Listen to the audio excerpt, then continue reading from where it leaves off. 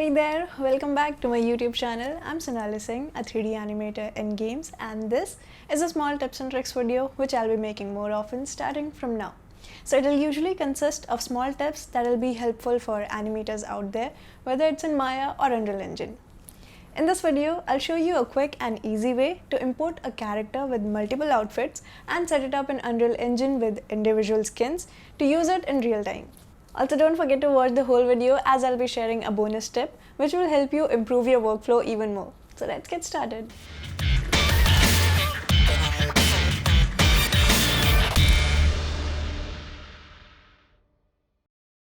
For the past few months, I've been taking an iAnimate game workshop, which is awesome, and I've waited so long for this to happen. Now, if you're looking for a place to learn animation from, and that too from industry professionals, this is the best place to learn from. They have all kinds of workshops like games, creature, acting, mocap, rigging, etc. and it's available for all levels. Now, this is not a sponsored video, I'm just saying because a lot of people don't know about this and I would definitely recommend this workshop to them. It's an 11-week course where we learn about different aspects of what course you choose, segregated into weekly lectures, followed by an assignment and a one-on-one review. I'm into the last couple of weeks of my game workshop one and I have a few cool animation pieces that I want to include in my gameplay show reel. Now, when it comes to showcasing your work or your assignments, doesn't matter if you're a student of this workshop or you have your own personal shot that you've been working on, I always prefer to render it in Unreal Engine as it provides a lot of advantage to an animator. One, it's quick due to the real-time rendering, and two, it has so many environments and lighting setups available for free on the marketplace. What else do you need? We can just quickly set up our shot and get it rendered. So I have this Lisa character with two outfits, and we can see that here in the channel box by switching between the ninja and the classic outfit.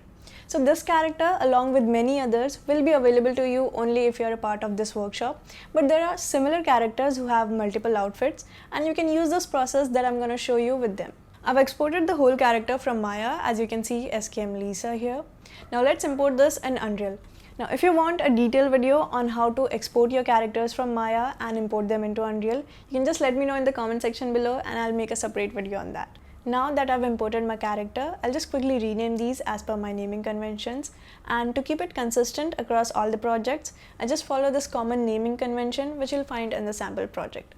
So for the skeleton, I just use sk underscore, and for physique asset, it's ph80 underscore, and finally for the skeletal mesh, it's skm underscore. So the basic concept here is that we'll use the default one as the classic. So I'll just go ahead and change the name accordingly. Now just create a duplicate of the skeletal mesh to use it as the ninja outfit, and then we'll create a transparent material and just assign them to the unnecessary shaders. That's it.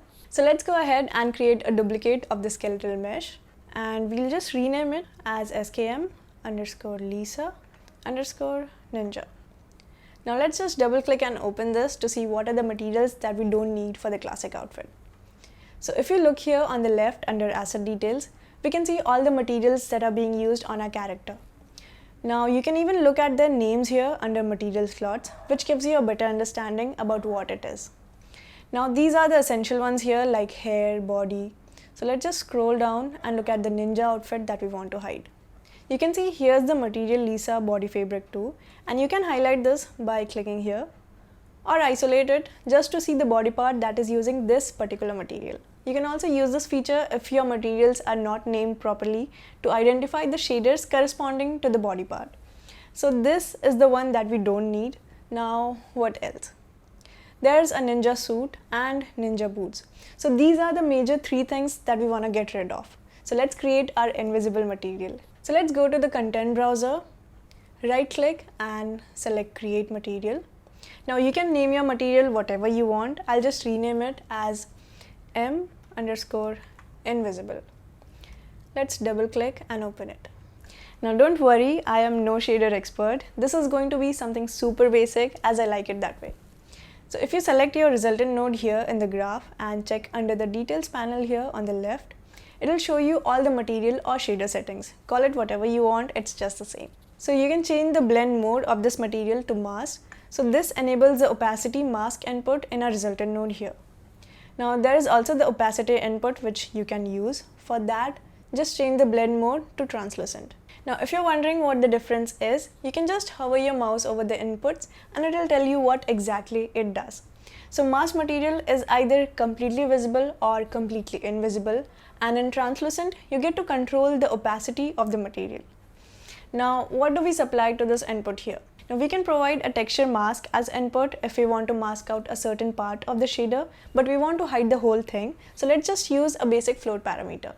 Now to do that, just press and hold 1 on your keyboard and left click on the graph to get this float parameter.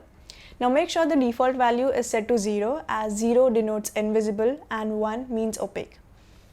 Connect this parameter to the opacity mask input and just hit compile. That's it. Now you can see that the previous sphere is no longer visible.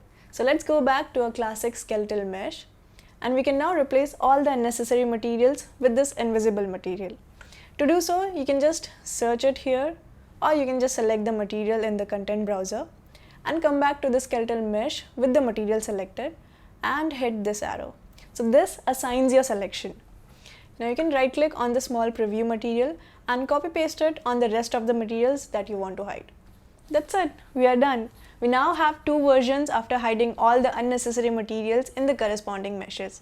So you can just use whatever you want for your animation, and you can even switch it in sequencer in real time.